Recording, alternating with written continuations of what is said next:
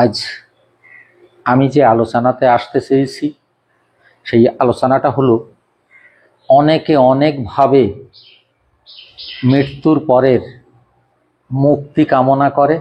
মৃত্যুর পরে স্বর্গ বা নরক বা বৈকুণ্ঠ বা গোলক, মুক্তি পথ নাকি এগুলো, এই জায়গাগুলোতে মানুষ নাকি পৌঁছে যায়, মানুষের আত্মা নাকি পৌঁছে যায়। এ প্রসঙ্গত নিয়ে নানা মানুষের নানা মতবাদে নানা মানুষ নানাভাবে ছুটছে। কিছু মানুষ এই প্রসঙ্গত দিককে বিশেষভাবে ব্যাখ্যা করে করে মানুষের মস্তিষ্কে প্রবেশ করিয়ে মানুষের মস্তিষ্ককে এক একজন এক এক মতবাদে প্রবেশ করিয়ে নিয়ে মৃত্যুর পরে মুক্তির কথা বলছে। আমি তো সব কথা বুঝি না, আর সব কথা বোঝার চেষ্টাও করি না। আমি যতটুকু আমার জ্ঞানসমূহে বুঝি সেইটুকুর উপরে দাঁড়িয়ে আজকের আমি আলোচনাতে আসব। প্রথমে আসি মুক্তি বা মুক্ত শব্দটা কি। মুক্তি কোনো কিছু থেকে ছাড়া পাওয়া বা রেহাই পাওয়া। মুক্ত কোনো কিছু থেকে, বিঘ্ন থেকে বা কোনো অশুভ শক্তি থেকে বা কোনো বাধা থেকে পরিত্রাণ পাওয়ার নাম মুক্ত। মানব জীবনের আমরা যে এই পৃথিবীতে এসেছি, আমাদের প্রাণবায়ু আমাদের দেহে আছে। এই দেহ থেকে যখন প্রাণবায়ুটা বেরিয়ে যায়, সেটা যদি কেউ বলে মুক্তি বা মুক্তির পথ বা মুক্ত হলো, আমি কিন্তু বলবো সেটা ঠিক তা নয়। মুক্তি বা মুক্ত কেন? যতক্ষণ এই পৃথিবীতে আমাদের প্রাণবায়ু আমাদের দেহে আছে, ততক্ষণ আমরা এই পৃথিবীর ভালো মন্দ, শুভ অশুভ, চাওয়া পাওয়া সব কিছুকে পূর্ণভাবে পেতে পারি। যখন আমাদের দেহ থেকে প্রাণবায়ু চলে যায়, তখন আমরা আমাদের চাওয়া পাওয়া ভালো মন্দ কোনোটাই আমরা পাই না। তাহলে এখানে মুক্তি বা মুক্ত শব্দ এলো কি করে? আমাদের প্রাণবায়ু দেহ ছেড়ে চলে যাওয়ার পরে দেহ বিকলাঙ্গ হয়ে যাওয়া, দেহ শান্ত হয়ে যাওয়া, দেহের শক্তি হারিয়ে যাওয়া। তাহলে আমাদের প্রাণবায়ু যখন দেহ থেকে চলে যায়, তখন দেহ তার চলমান শক্তি হারিয়ে ফেলে। দেহ তার নিজ শক্তি থেকে সম্পূর্ণ নিস্তেজ হয়ে যাওয়া। এবার এলো প্রাণবায়ু।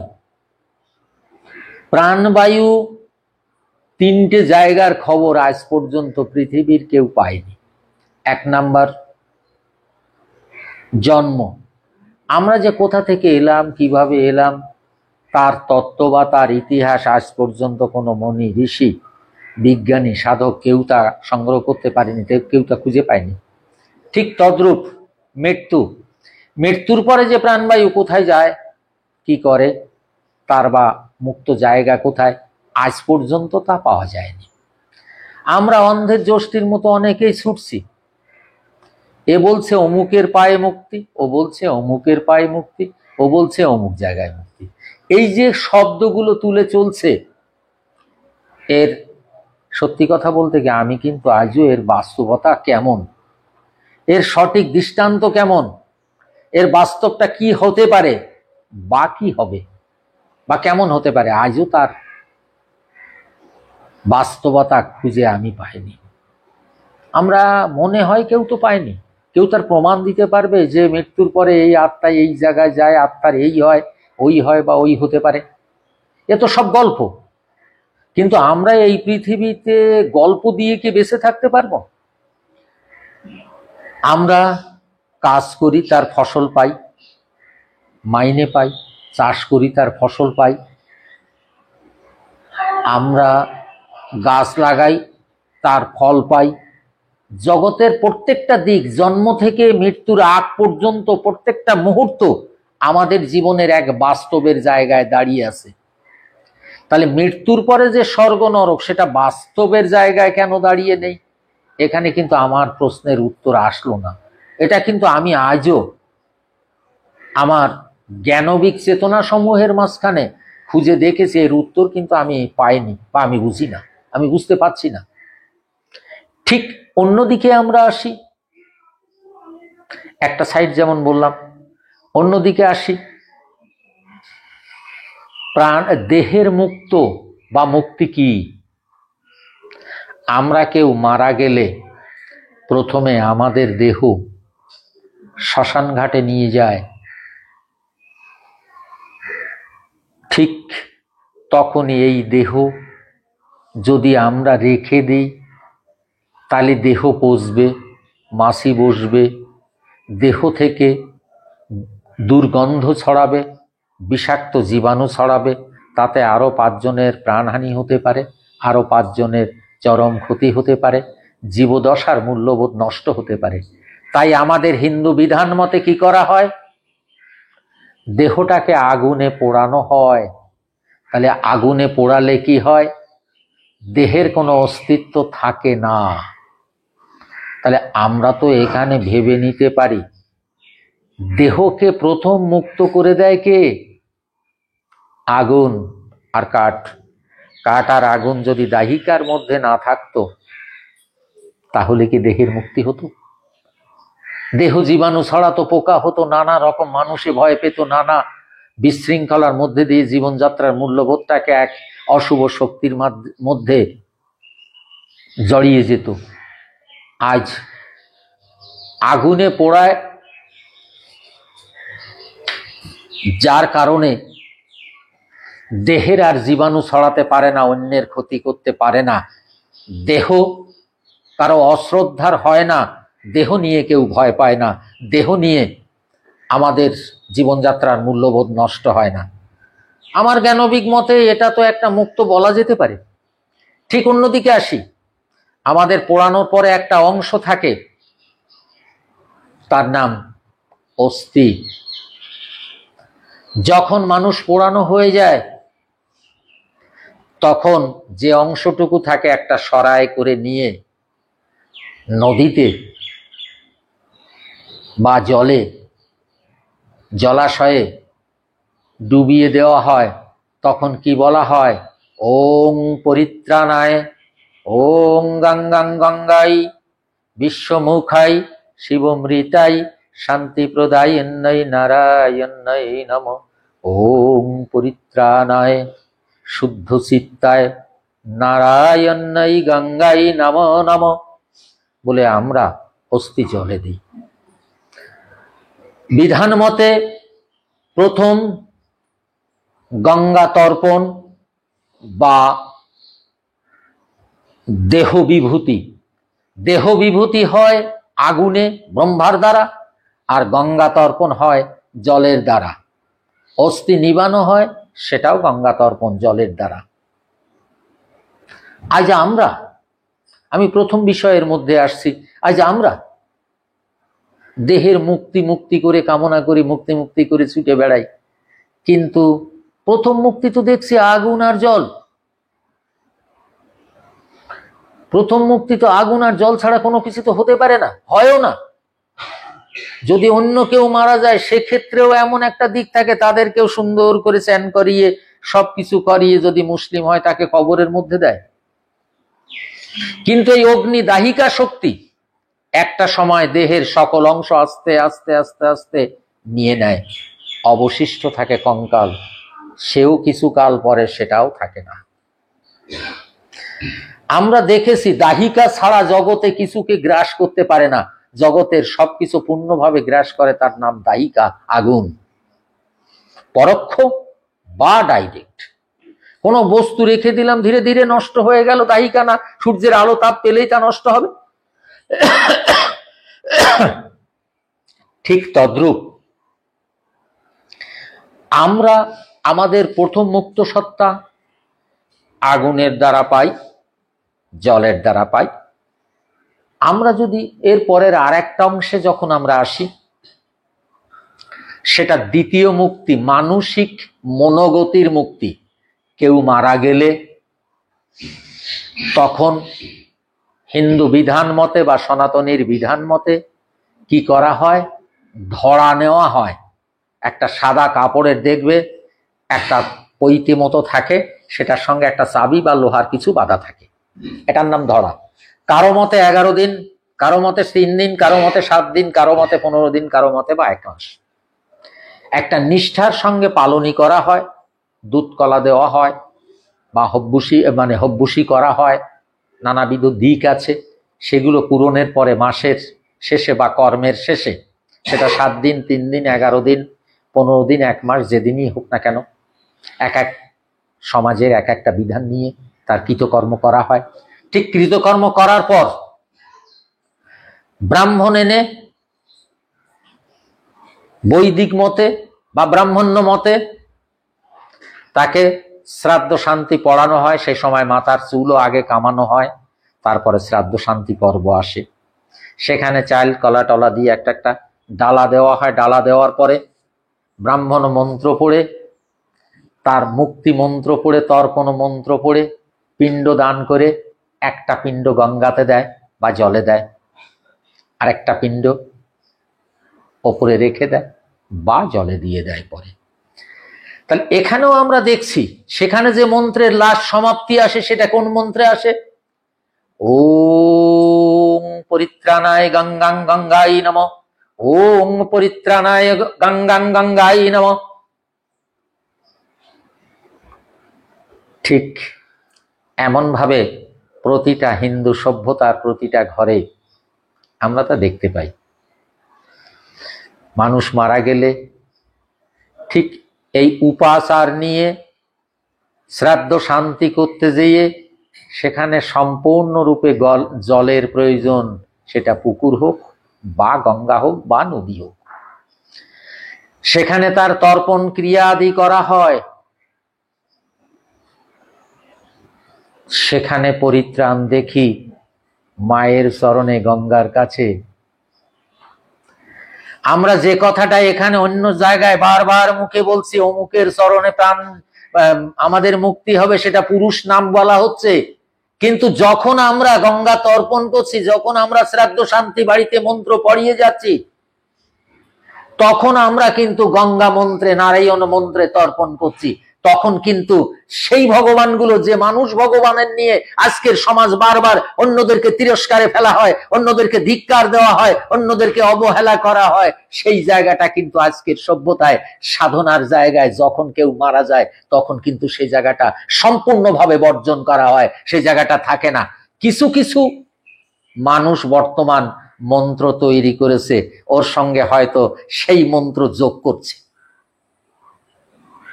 গোবিন্দায় নম জুড়ে দিল।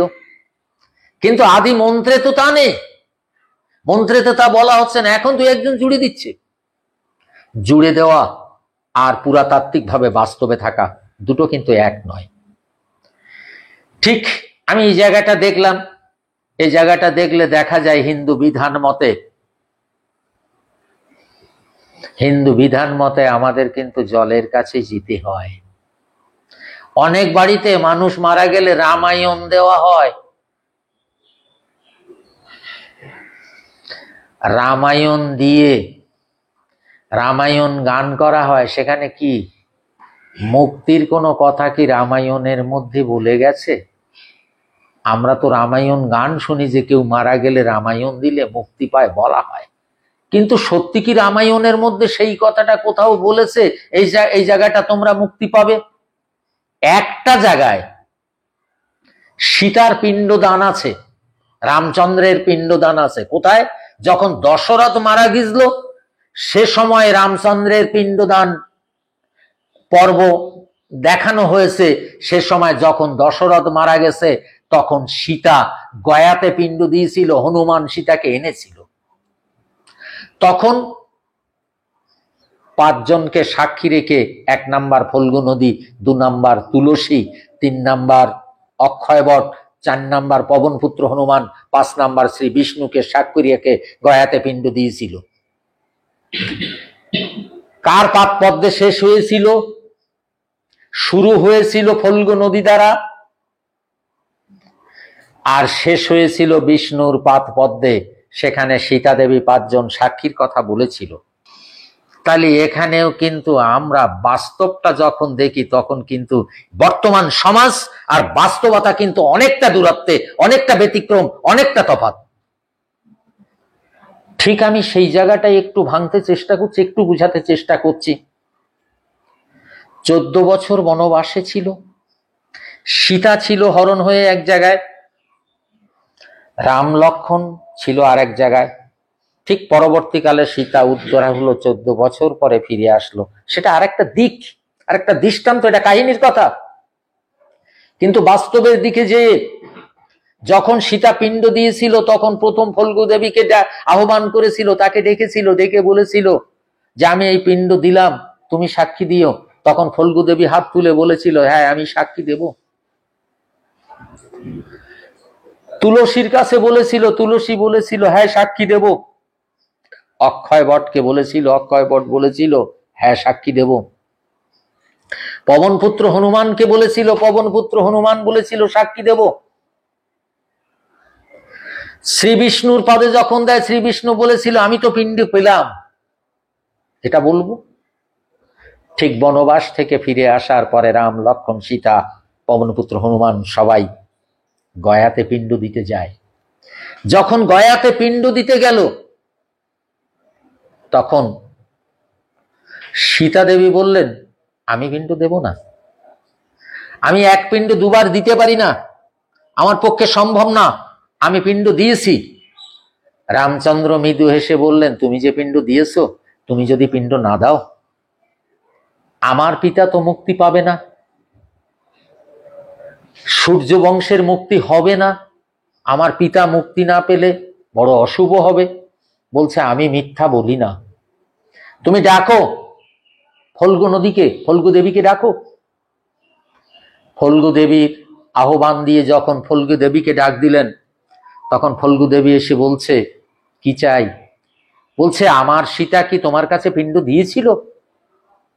মৃদু হেসে ফল্গু দেবী বললেন না, পিণ্ড আমি পাইনি, মিথ্যে কথা বলছে। তখন সীতা দেবী হাত তুলে অভিশাপ দিল যে ফল্গু নদী আমি তোকে অভিশাপ দিলাম, তোর বুকের উপর দিয়ে জল বইবে, কোনদিন তোর বুকে জল থাকবে না। দ্বিতীয় সাক্ষী তুলসী, তাকে ডেকে বলল তুলসী আমার সীতা কি পিণ্ড দিয়েছিল? মৃদু হেসে তুলসী বলল কখন পিণ্ড দিল, ও তো বনবাসে ছিল। তখন সীতা দেবী অভিশাপ দিল যে আমি তোকে অভিশাপ দিলাম, তোর মাথায় কুকুরে প্রস্রাব করবে, যে মানব তোকে নিয়ে পূজা করবে সে নরকভোগী হবে। আগের অভিশাপ পেয়েছিলে দৈত্যরাজ শঙ্খচূড়ের কাছে, তোর স্বামী অভিশাপ দিয়েছিল তুই তুলসী রূপে জন্ম নিবি, জগতে তোকে পূজা করবে, যারা পূজা করবে তারা দেবতার কুল হারাবে। এবার আমি তোকে অভিশাপ দিলাম, তোর মাথায় কুকুরে প্রস্রাব করবে। পরবর্তী সাক্ষী এলো অক্ষয় বট, বলল আমার সীতা কি পিণ্ড দিয়েছে? হাত জোড় করে অক্ষয় বট বলল বিশ্বাস করো প্রভু, সীতা পিণ্ড দিয়েছে। তখন সীতা দেবী ওকে হাত তুলে আশীর্বাদ দিল তুই অক্ষয় হয়ে থাক, তোর বায়ু শীতল হোক। পরের সাক্ষী ছিল পবনপুত্র হনুমান। যখন পবনপুত্র হনুমানকে ডেকেছে, পবনপুত্র হনুমান বলছে কি প্রভু সীতা কি পিণ্ড দিয়েছিল? বলছে বিশ্বাস করো বাবা, বিশ্বাস করো, সীতা দেবী মা সীতা পিণ্ড দিয়েছে, মিথ্যা নয়, বাস্তব সত্য, আমি তার সাক্ষী। তখন সীতা দেবী পবনপুত্র হনুমানকে আশীর্বাদ দিল আজ থেকে জগতে তোমার পরিচয় হবে সংকট মোচন, তোমাকে জগৎ পূজা করবে, তোমার পূজা যারা করবে তারা শিবের চরণ পাবে। পরের সাক্ষী এলো শ্রী বিষ্ণু। বিষ্ণু বললেন আমি পিণ্ড পেয়েছি, আমার কাছে জিজ্ঞাসা করলেই তো হতো, আমি পিণ্ড পেয়েছি, সীতা দেবী পিণ্ড আমাকে দিয়েছে। আজ আমি জগতে বুঝলাম না, মানুষ একদিকে পিণ্ড দিচ্ছে, একদিকে মানুষ পরিত্রাণের পথ খুঁজছে, অন্যদিকে মানুষের মুক্তির কথা অন্য জায়গায় বলছে। আজও কি পুরাতাত্ত্বিক এই ঘটনাবলীর মধ্য থেকে মানুষের জ্ঞান ও চৈতন্য খোলে না? আজও কি মনে হয় না যে আমরা যে পথ অবলম্বন করছি সে পথ পুরাতাত্ত্বিক হতে পারে না, হয় না? পুরাতাত্ত্বিক যে পথ ছিল সে পথ থেকে আমরা পথচ্যুত হচ্ছি। আমাদের মুক্তির সময় যে অবলম্বন আমাদের নিতে হচ্ছে, আর এই জগতে আমাদের চলার পথে যে অবলম্বন আমরা নিয়ে চলছি, এই দুই অবলম্বন কিন্তু এক না।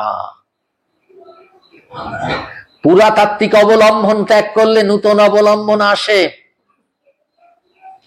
সেটা ভালো বা মন্দ দুই হতে পারে। আর পুরাতাত্ত্বিক অবলম্বন গ্রহণ করলে আগের আদিকাল থেকে যে অবলম্বন গ্রহণ করা হয় সেই অবলম্বনে আসে। আমরা কোন দৃষ্টান্তের মধ্যে যাব? আমরা কোন পথে যাব? এখানে আমাদের ভাববার আছে, আমাদের চিন্তা করার আছে, আমাদের বোঝার আছে, আমাদের বুঝে নেওয়ার আছে। আমরা যখন জীবনের সংকল্প করব ঈশ্বর সম্পর্কে, সেটি একটি বিশেষ গুরুত্বপূর্ণ পথ। যেমন আমরা জীবনে লেখাপড়া শিখেছি বিশেষ গুরুত্বপূর্ণ কারণে, কারণ আজকের জীবনে পরবর্তীকালে পরবর্তী বয়সে যাতে আমাদের জীবনে দুঃখ না আসে, আমাদের জীবনে যাতে স্বচ্ছন্দতা থাকে, তার জন্য আমরা পড়াশুনো করেছি। ঠিক তদ্রূপ আমরা ঈশ্বরকে সাধনা করব, আমাদের পরবর্তী অধ্যয়ন যেটা থাকবে সেটাই যেন প্রাণবায়ু কষ্ট না পায়, মানুষের যেন দুঃখ, প্রাণবায়ুর যেন কোনো দুঃখ বা সংশয় না আসে, এই পরজগতে যেন সুন্দর হয়।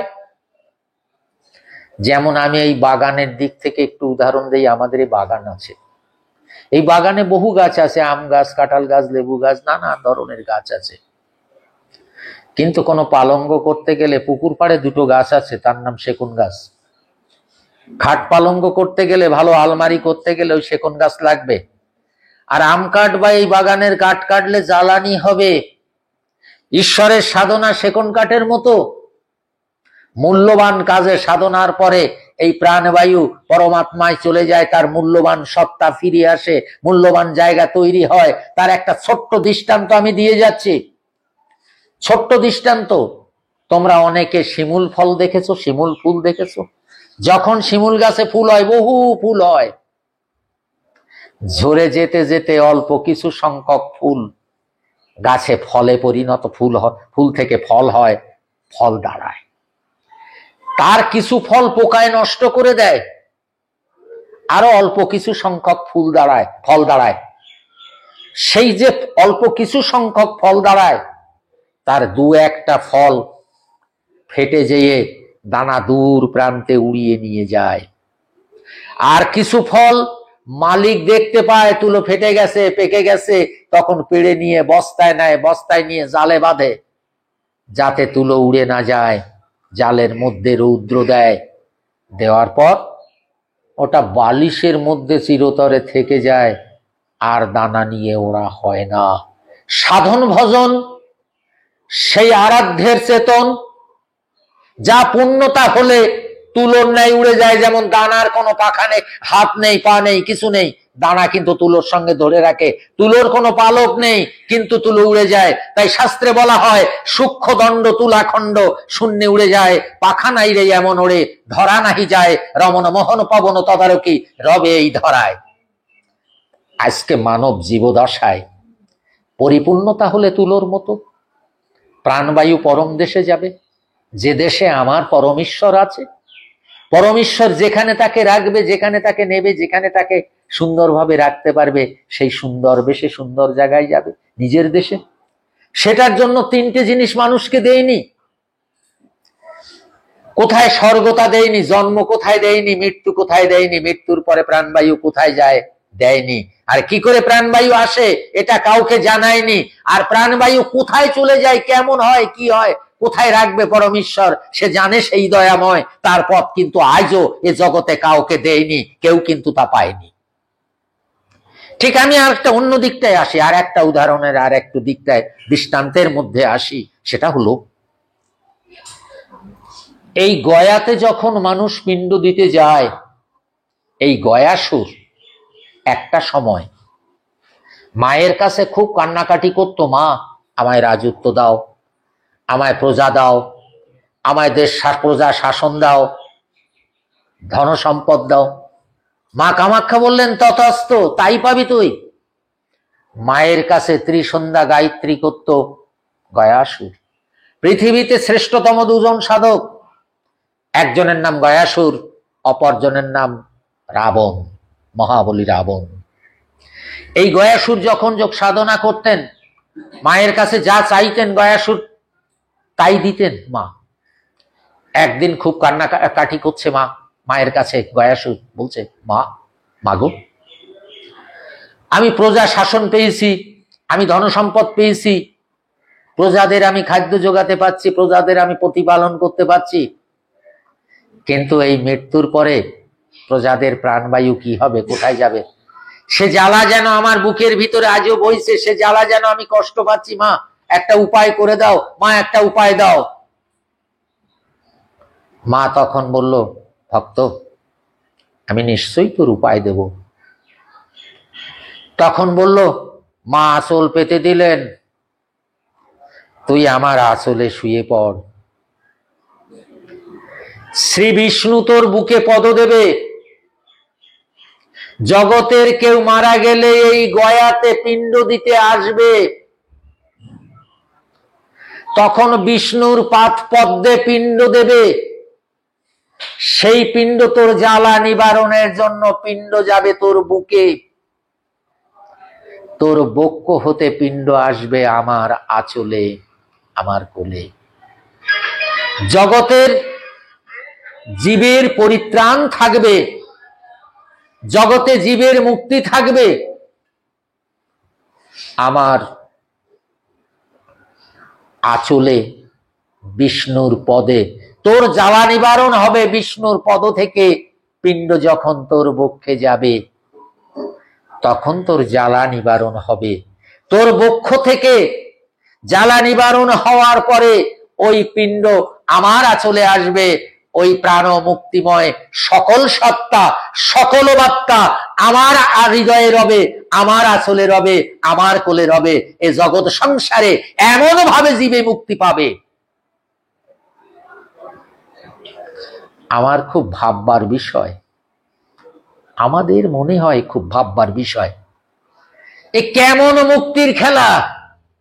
আমরা কেউ মারা গেলে, আমাদের স্বজন কেউ মারা গেলে সত্যি তো আমরা গয়ায় পিণ্ড দিতে যাই, তখন কি অন্য কারো পদে মুক্তির কথা কামনা করে বেড়াই? উত্তর না, আমরা বেড়াই না। যে মাকে এই সমাজের মানুষ ঘৃণা করছে, যে মাকে তিরস্কার করছে, যে মাকে পূজা করলে নাকি জগতে মুক্তি নেই, অনেক কথা বলে বেড়াচ্ছে, কিন্তু সেই মায়ের কাছে আমাদের তো শেষ পরিণতি হচ্ছে। তাহলে আমরা কোন মুক্তির খেলা খেলছি? কোন ভাবনার মধ্যে আমরা দাঁড়িয়ে আছি? কোন চেতনাময় শক্তির মধ্যে আমরা দাঁড়িয়ে আছি, যেখানে আমরা মুখে একরকম বলছি, কাজে ঠিক আর একরকম করছি? আমরা যা বলে যাচ্ছি সমাজে এই মুক্তি ওই মুক্তি, কলিতে এই আছে ওই আছে, কলিতে নাম ছাড়া কিছু নেই। কোন নাম? কোন ব্যক্তির নাম? ব্যক্তির নামে মুক্তির তো কোনো সংজ্ঞাই নেই, মুক্তির তো কোনো প্রমাণই নেই। আমরা যখন কোন বইতে কিছু কিছু কাল্পনিক ভাবে তৈরি করা আছে, কিন্তু যখন কেউ মারা যায় সেই কাল্পনিক তত্ত্ব, কাল্পনিক সত্তা কি মানুষের সামনে বিলানো হয়? না তো। তখন তো দেখা যায় গয়া যাচ্ছে, শ্মশানে যেতে হচ্ছে, সম্পূর্ণভাবে বিপরীত মুখী হতে হচ্ছে। তাহলে এ কোন প্রমাণের খেলা? এ কোন মুক্তির খেলা? এ কোন সত্যের খেলা না অসত্যের খেলা? এটা আমার মনে হয় আমাদের একটু ভাববার ব্যাপার আছে, আমাদের একটু বুঝে নেওয়ার ব্যাপার আছে। একটা সত্য থাকে, একটা কথা থাকে, অনেকেই বলে, আমি বলছি না, বা আমি কাউকে আঘাত দেওয়ার জন্য বলছি না, চোরের নৌকায় সাধুর বাদাম নয় তো? কি বললাম? চোরের নৌকায় সাধুর বাদাম নয় তো? নৌকাটা চোরের আর বাদামটা সাধুর। এক উপহাস্যমূলক ব্যক্তিত্ব নষ্ট করে অব্যক্ততার মধ্যে দিয়ে সমাজকে যদি ধর্ম ধর্ম করে চিৎকার করে মনুষ্যত্বকে বিক্রি করা হয়, সে কোন ধর্ম হয়?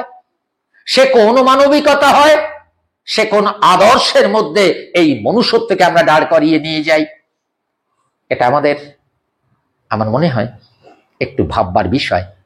ভাবলে মনে হয় খুব ভালো হয়। ঠিক আরেকটি জায়গাতে যাই, সেটা হলো প্রবাদ কথায় বলা হয়, সব তীর্থ বারবার, গঙ্গা সাগর একবার। তার মানে একটু ভেবে দেখো তো। আমি ছোট্ট একটা কবিতা দিয়ে প্রথম শুরু করি। এই দেহ আমার সাধন ভূমি করতে সাধন জয়, দেহ জ্ঞানে গঙ্গা সাগর, সাগর মন্থন করতে হয়। বালুচরে বসত ঘরে সমুদ্রতে সাঁতার দিতে হয়, জ্ঞানের সংজ্ঞা মা গঙ্গা, জ্ঞান ভোগে জয়। বিশ্ব আমার প্রাণ সত্তা সন্তান রূপ হয়, কপিল মুনি দেহ ধ্বনি পালনেতে পূর্ণ কর জয়। ভোগের সত্তা মণিবাত্তা ব্রহ্মা সত্তায় রয়, কুমণ্ডল কুলকুণ্ডল জলে শুদ্ধি হয়। তৃষ্ণা পেতে থাকি মেতে গঙ্গা চাইতে হয়, সরবর ব্রহ্মাদার তীরে কাটতে হয়। তিন্নয় যত রয় চক্র পড়ে যায়, বিধির বিধান খণ্ডিরত ব্রহ্মলোকে জয়। দেহ জ্ঞানে গঙ্গা সাগর, সাগর মন্থন করতে হয়। একটা ছেলে মাধ্যমিক পাশ করলো, সে কি আর মাধ্যমিক পড়বে? একটা ছেলে এমএ পাশ করলো, সে কি আবার এমএ পড়বে? একটা ছেলে প্রাইমারিতে পাশ করে হাই স্কুলে উঠলো, সে কি আবার প্রাইমারিতে ভর্তি হবে? সাধনা সেই বস্তু, আমরা একটা ক্লাস এগিয়ে গেলে, একটা ধাপ এগিয়ে গেলে আর সেই ধাপে যেতে হয় না। গঙ্গা সাগরে একবার পূর্ণতা দিয়ে, ভাব ভক্তি মন দিয়ে, যেমন জ্ঞানের গঙ্গা সাগর, এই জলের সাগর নয়। তাই আমি একটু আগে কবিতা দিয়ে তার প্রসঙ্গত মূল্যায়ন দিয়ে কথাটা বুঝাতে চেয়েছি। যদি কেউ সাধনায় পূর্ণতা পেয়ে যায়, সে কি আবার পুনরায় সেই পূর্ণতার নতুন করে সৃষ্টি করতে হয়? তা তো নয়। তাই আমি জলের সাগরের সঙ্গে তুলনা করেছি জ্ঞানের সাগর। জ্ঞানের সাগরের কেউ যদি পূর্ণতা একবার পেয়ে যায়, তাকে নতুন করে আর পূর্ণতার সন্ধান করতে হয় না। একটা ছেলে বিএ পাশ করলে, একটু আগে তা বললাম, বিএ পাশ করলে তাকে নতুন করে পড়তে হয় না। তাই একবার গঙ্গা সাগরে যদি ভাব ভক্তি অন্তর দিয়ে পূর্ণভাবে কেউ চ্যান করে, কেউ ডুব মারে, তাকে নতুন করে আর ডুব মারতে হয় না। তোমরা হয়তো অনেকে জানো সাগরের কাছে অনেক তুফান, কিন্তু সাগরের মধ্যে গেলে তুফান নেই, তার নিচে কিন্তু মণিমুক্ত আছে। এই জীবন দশায় বা জীবদশায় বা এই প্রাণবায়ুর তুষ্টির পূর্ণতার জন্য একবার সত্যের মধ্যে প্রবেশ করে অন্তর্নিহিত বার্তায় যদি কোনো মানুষ পূর্ণ সাধনার সিদ্ধ শক্তি প্রাপ্তি গ্রহণ করে, তাহলে তাকে আর নতুন করে কিছু করতে হয় না, সে পূর্ণতার জায়গায় পৌঁছায়। তখন সেটা কোথায় পৌঁছায়? সাগরের মধ্য দেশে। সেখানে মণিমুক্ত যেমন সবকিছু লুকিয়ে আছে, ঠিক তেমনি এই জগতে সাধনার পূর্ণতা পেলে সে জায়গায় লুকিয়ে আছে। কই, এখানে তো বলা হয়নি মরে গেলে কারো ঠ্যাং পেতে হবে। হ্যাঁ, মরে গেলে কারো চরণ ধরে দৌড়াতে হবে। কলিতে এই নাম নেই, এই নাম ছাড়া কিছু নেই, ওই নাম ছাড়া কিছু নেই। এখানে কি কথা বলা হচ্ছে? এখানে তো সে কথা বলা নেই, এখানে তো সে তত্ত্ব তুলে ধরা নেই, এখানে তো সেই বাস্তবতার জায়গাটা আমরা আজও খুঁজে পেলাম না। তাহলে এক শ্রেণীর মানুষ কোন সভ্যতায়, কোন বাস্তবতায়, কোন সত্যের মাঝখানে দাঁড়িয়ে মানুষকে বিভ্রান্তি করে, মানুষকে অজ্ঞানতার মধ্যে প্রবেশ করিয়ে এই সভ্যতার সভ্য সমাজকে বিপরীত মুখে তৈরি করে নিয়ে চলেছে? এটা কোন সভ্যতা আজও কিন্তু আমার মাথায় ঢুকলো না। তোমাদের মাথায় যদি ঢুকে থাকে তোমরা একটু চিন্তা ভাবনা করে দেখো যে কোন সভ্যতার খুলে দাঁড়িয়ে এই ধরনের ব্যতিক্রম সত্তা দিয়ে মানুষকে বিপরীতগামী করা হচ্ছে। ঠিক আমি আর একটা জায়গায় একটু উদাহরণ দিয়ে বক্তব্য শেষের দিকে যাব। সেটা হলো, আমরা এবার কুম্ভের মেলাতে কারো মতে 60 কোটি লোক চ্যান করেছে, কারো মতে 63 কোটি, কারো মতে 68 কোটি। একটা কিছু হবে, কিছু কোটি হবে, তাই সেটা 60 হোক, 61 হোক, 68 হোক, 63 হোক বা তার কম বেশি হোক।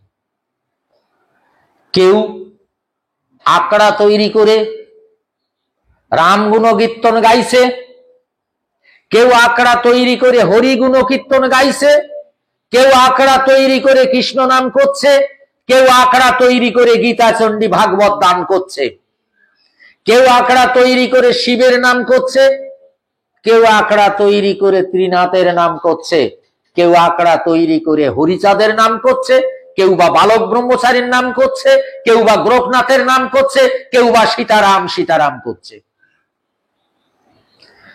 আমি তো ভাবলাম যে আমি কি ভুল করলাম? আমি তো এদের মতো কোনোটা দেখানোর কিছু করছি না। এরা তো সবাই এক একটা পথ দেখিয়ে যাচ্ছে। এই যে কোটি কোটি মানুষ এসেছে, কার পথ নেবে, কার অনুসরণ করবে, কার অনুধাবন করবে, বড় ভাববার বিষয়, বড় চিন্তার বিষয়, বড় সংশয় ব্যস্ততার বিষয়। আমারও মধ্যে সে ভাবনা এসেছিল, দেখব কেমন আছে যতন সেই ত্রিকালেশ্বরীর অমূল্য রতন। তাই যখন মহাযোগের সময় হলো, বিভিন্ন সাজোয়া গাড়ি বিভিন্ন ভাবে এক এক দলের এক একটা পতাকা, এক এক দলের এক একটা সাধু সন্ন্যাসী এক এক ভাবে সেই পুণ্য প্রয়াগের দিকে ছুটে চলেছে। সত্যি কথা বলতে তাদের দলে আমাদের মেশার মতো শক্তি নেই, কারণ আমরা তো হাড্ডি গুড্ডি সারা লোক। ওদের এক ধাক্কা দিলে আমি 10-20 হাত দূরে চলে যাব, অথবা মানুষ চাপার মতো হয়তো চাপা পেয়ে মরে যাব। তাই ফাঁকা ফাঁকা দিয়ে আস্তে আস্তে সেই গঙ্গা যমুনা সরস্বতীর কাছে গেলাম। আমি অবাক হলাম, এখন চরিত্রে এলাম, এখন চরিত্রের খেলা দেখলাম, এখন বিচিত্রতায় বসে আমরা হিন্দু ধর্মের পরিচয় দিলাম। বড় আনন্দ করে কুম্ভের মেলায় গেলাম। যেমন বাড়িতে কোনো ছেলে মেয়ের বিয়ে হলে, বা বাড়িতে দুর্গাপুজো হলে, বা বাড়িতে বড় কোনো অনুষ্ঠান হলে আত্মীয় স্বজন ছেলে বিলে যে যেখানে থাকে, দেশ বিদেশে থাকলেও তারা সবাই একত্রিত হয়ে এক পরিবার, তাই এক জায়গায় মেশে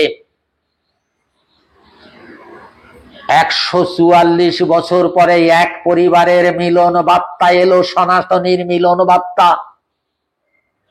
আমিও ছুটতে ছুটতে, আমার পরিবারের আপনজনরা সবাই এক জায়গায় এসেছে। আমরা সারা বিশ্বময় এক পরিবারে, আমাদের পরিবারে যারা আছে সবাই আমাদের এক জায়গায় এক কাছে হবে। কাছে পেয়ে স্বজনের ভালোবাসা কুড়িয়ে শান্তিময় সুন্দর জীবনযাত্রার মূল্যবোধ নিয়ে সনাতনীকে আনন্দে এগিয়ে নিয়ে যাব। তাই তো আমি আনন্দ করতে করতে ব্যাকুল হয়ে সানন্দে কুম্ভের মেলায় পৌঁছালাম। তখন আমি এই খেলাগুলো দেখলাম, যেটা আগে বললাম। তখন আমি বললাম, কই আমি তো এক খুঁজে পাচ্ছি না। ও গীতা চণ্ডী দিচ্ছে, গীতা চণ্ডীর সঙ্গে গঙ্গা যমুনার সরস্বতীর তুলনা কি? কেন দেবে? ও রাম রাম কেন করবে? ও কৃষ্ণ কৃষ্ণ কেন করবে? বড় ভাববার বিষয়। এত পথ, এত আঁকড়া, এত বিষয় নিয়ে আলোচনা চলছে। সত্যি কি আমরা ছন্ন ছাড়া এক জাতি? কারোর সঙ্গে কারোর সম্পর্কের কোনো আপনতা নেই, কোনো হৃদ্রতা নেই, কোনো বাস্তবতা নেই, কোনো মেলবন্ধন নেই, কোনো মিলন বার্তা নেই। তাই কি? বড় দুশ্চিন্তায় পড়ে মেন প্রয়াগে গেলাম, দেখি সবাই অভিনয় করেছে। বাইরে যেগুলো দেখলাম এগুলো অভিনয়। যেমন একজনের একটা ক্লাব করেছে, একটা যাত্রার বই দেবে, তা বইটা কি নবাব সিরাজউদ্দৌলা, তা যে ছেলেটা সিরাজের পাঠ করছে সে রিক্সাওয়ালা, সকালবেলা হলেই রিক্সা ক্যাকর ক্যাকর করতে করতে রিক্সা চালায়, আর রাতে 2 ঘন্টার জন্য বা 3 ঘন্টার জন্য নবাব সিরাজ সেজেছে, তাই কি সে সিরাজ হয়েছে? না তো, হয়নি তো, সে তো রিক্সাওয়ালা। ওই রাতের জন্য, অভিনয়ের জন্য একটা নবাব সিরাজ সেজে একটু সময় অভিনয় করেছে। এখানেও ঠিক তাই দেখলাম, বাইরের যে আঁকড়াগুলো দেখলাম এটা অভিনয়ের আঁকড়া। যখন কেউ ডুব দিয়েছে তখন বলছে ওম পরিত্রাণায় গঙ্গাং গঙ্গাই নমঃ, মাগো এ ত্রিকালেশ্বরী তোর চরণে আমার ঠাঁই দিস, তোর স্পর্শতায় এই দেহের পাপ তাপ সব নিস, তুই আমায় মুক্তি দিস মা, কল্যাণ করিস, মুক্তি দিস, অনেক কষ্ট করে তোর কাছে এসেছি মা, এই মহাসংগ্রামে মহামিলনে তোর চরণ তরি পেয়ে যেন আমি পুণ্যলোকে যেতে পারি, এই কৃপাটুকু দিস। ওম ঐং রিং ক্লিং রিং রিং ক্লিং ত্রিকালেশ্বরী দেবিকাই নমঃ, ওম ঐং রিং ক্লিং রিং রিং ক্লিং ত্রিকালেশ্বরী দেবিকাই নমঃ, ওম ঐং রিং ক্লিং রিং রিং ক্লিং ত্রিকালেশ্বরী দেবিকাই নমঃ, ওম গঙ্গাং গঙ্গাই বিশ্বমুখাই শিবমৃতাই শান্তি প্রদায়িন্যৈ নারায়ণ্যৈ নমঃ নমঃ, ওম ঐং ভগবানি মম জিহাব্বাগ্রে স্থির ভাবায় সর্বসত্য শঙ্করী সোহা, ওম ঐং রিং ক্লিং রিং রিং ক্লিং যমুনা দেবিকাই নমঃ নমঃ। কোথায় রইল, কোথায় রইল এই পরিত্রাণ মন্ত্রগুলো? কোথায় রইল এই উপরের যে অভিনয়ের পদগুলো? আমি মনে করলাম বোধহয় শুধু কি রামপ্রসাদ এই গানটাই গাইতো, ডুবুদের মন কালী বলে হিদিরত না করে অগাধ জলে, ডুবুদের মন কালী বলে, তাই নাকি? সবাইকে তো এই মা মা বলে শেষের সময় ডুব দিতে হয়, মারা গেলে অস্থি জলে দিতে হয়, মারা গেলে অস্থি দেহ আগুনে নিতে হয়। যাদের কথা এই জগতে বলা হয় তাদের প্রসঙ্গ কোথায় রইল? আমাদের সকলের মধ্যে একটা ভাববার বিষয় রইল, প্রশ্ন রয়ে গেল। আজকের বক্তব্য সবাই এই প্রশ্নটুকু, এই বিষয়টুকু ধারায় ধারায় আমি দিয়ে গেলাম সকলের মাঝে।